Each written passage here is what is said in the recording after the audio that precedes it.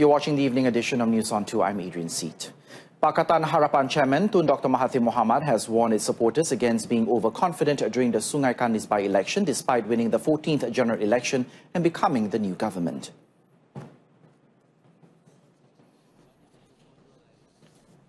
Speaking to reporters at a media conference in Langkawi, Tun Dr. Mahathir said to ensure there is no complacency, voters are urged to go out in full force to ensure the coalition continues to dominate.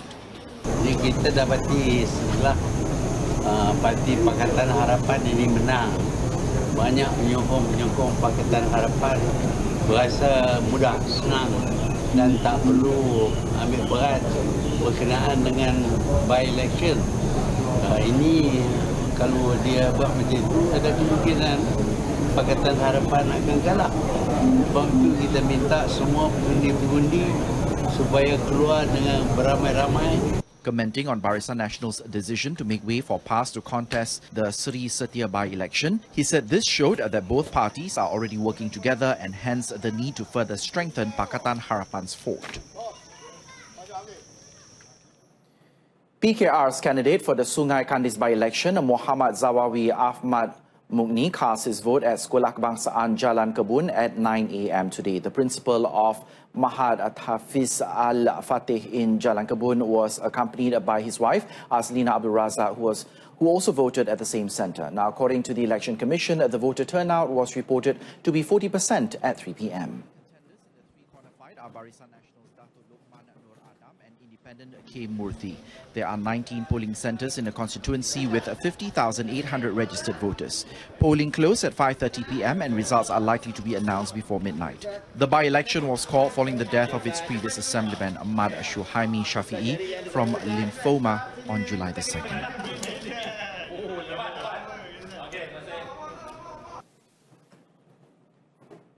Almost 840,000 illegal immigrants have been expatriated and 400 million ringgit in compounds collected as of August the 1st since the 3+1 amnesty program was first implemented in 2014.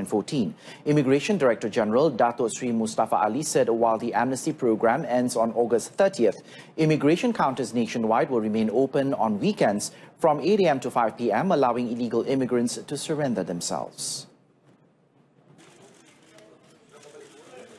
Dato Sri Mustafa stressed that this would be their last chance to voluntarily turn themselves in and return to their home country.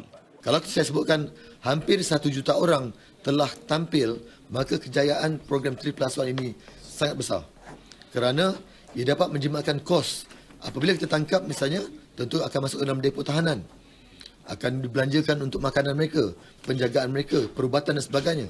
Tetapi dengan adanya program seperti ini, yang tamat saya sebutkan pada 30 bulan Ogos itu, maka program ini sangat-sangat berjaya sambil dapat menjimatkan wang kerajaan dan mereka juga dapat kembali dengan lebih selesa.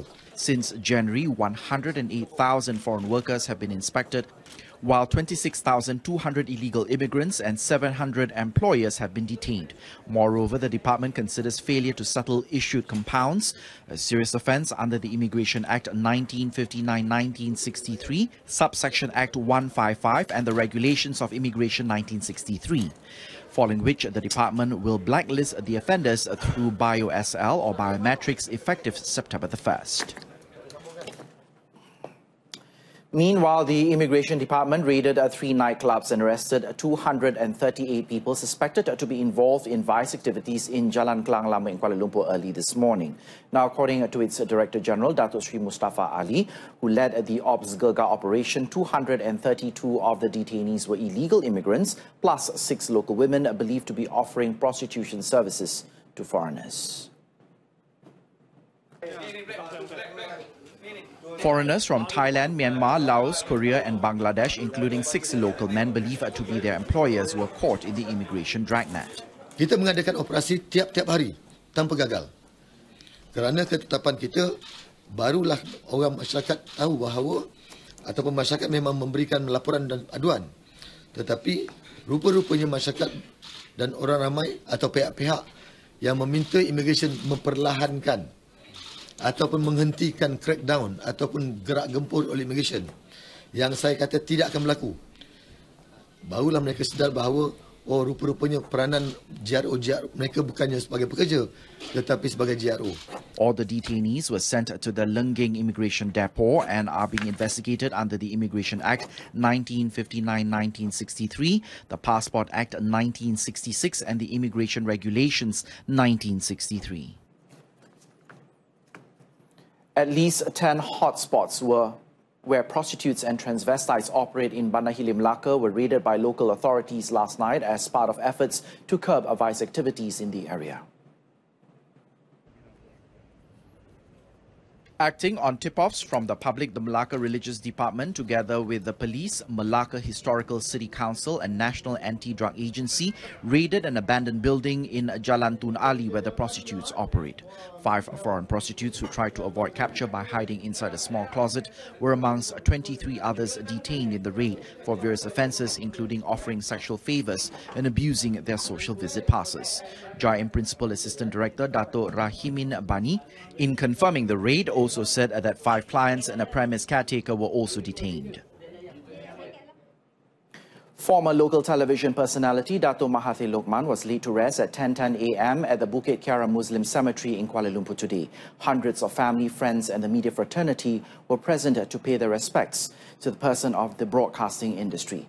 Dato' Mahathir passed away at a hotel in Kota Kinabalu, Sabah yesterday.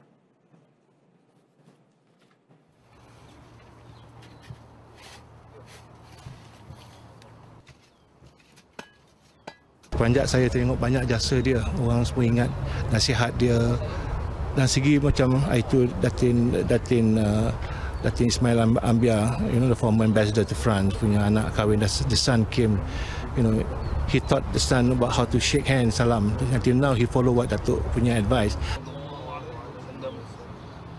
The family has expressed their gratitude to all who paid their respects to the late Dato' Mahathir, and especially to Datin Sri Suryani Shuib, wife of the Sabah Chief Minister, who helped with the arrangements to transport the remains back from Kota Kinabalu yesterday. Malaysia could be one of the beneficiaries if the trade war between the United States and China continues. Prime Minister Tun Dr. Mahathir Mohamad said due to the escalating tensions between the two superpowers, investors may decide to change direction and invest in countries which has no connection to the conflict.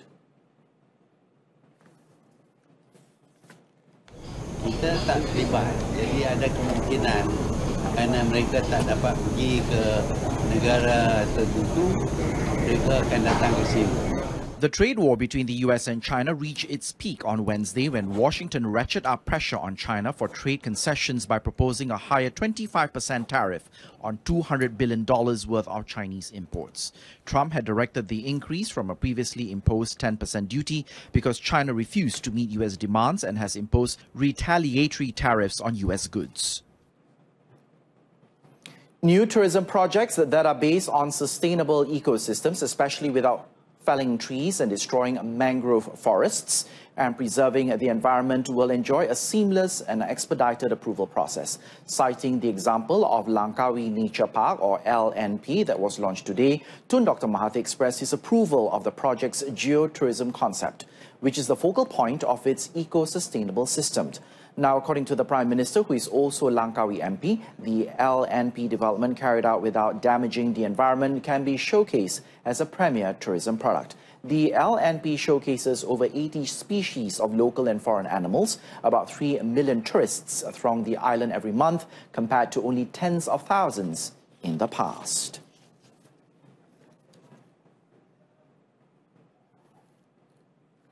The Food Bank program, an initiative to distribute food to the needy, will kickstart soon. The program, coordinated by the Domestic Trade and Consumer Affairs Ministry, is aimed at assisting Malaysians below the B40 group and the underprivileged. Its Minister Dato' Saifuddin Nasution Ismail said the ministry is calling other relevant parties, such as the private sector and NGOs, to collaborate in the program. He said the latest contributor, Tesco hypermarket chain, had already agreed to donate a percentage of its sales for this cause, adding that he is confident that other hypermarkets and supermarkets will follow suit once the program is launched nationwide. Ini satu program yang sangat besar impaknya kepada masyarakat, dan Kementerian Perdagangan Dalam Negeri dan haluan pengguna berhasrat untuk melaksanakan program seumpama ini di peringkat nasional dengan skala yang lebih besar. Datuk Saifuddin said this after receiving a contribution of surplus foodstuff from various sources to be distributed to the needy in Sungai Dua, Pulau Pinang. A database is needed to solve the home ownership issue in the country. Housing and Local Government Deputy Minister Dato' Raja Kamarul Bahrain Shah Raja Ahmad said it should be administered by specific agencies or bodies to gather and update data according to the needs and demands of the targeted group. Dato' Raja Kamarul Bahrain Shah said the cost was a major factor of the home ownership problems for the B40 group. Hence, such a database will provide an index to help industry players provide more affordable houses and homes and thus helping to achieve the national home ownership target. Akan buat cadangan ni supaya kita akan desak semua pihak yang berkaitan menyerahkan database. Kerana inilah satu permulaan yang amat penting. Bagaimana kita nak selesaikan masalah kalau kita tidak tahu di mana letaknya mereka yang betul-betul tidak ada rumah dan kemampuan mereka, jenis rumah yang besar ke, sederhana ke. Jadi macam mana? He was speaking to the media in Kuala Terengganu today. The minimum wage increase rate to be fixed for the initial stage will be finalized at the cabinet meeting on Friday. Now, according to Human Resources Minister M. Kulasegaran, the increased rate determined will be standardized between workers in Peninsular Malaysia and Sabah and Sarawak. Speaking today, Kulasegaran said the minimum wage increase is implemented gradually over a period of 5 years as a measure not to burden the employers. Jangan ingat kita akan meningkatkan gaji itu dari 1,000 yang untuk sebanjong ke 1,500 sekaligus. It is not one go. It is over a time.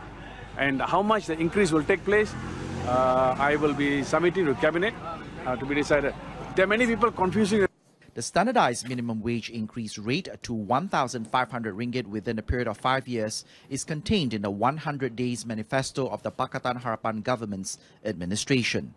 At present, the minimum monthly wage for workers in Sabah and Sarawak is between 800 ringgit and 920 ringgit, while in Peninsular Malaysia it is at 1,000 ringgit.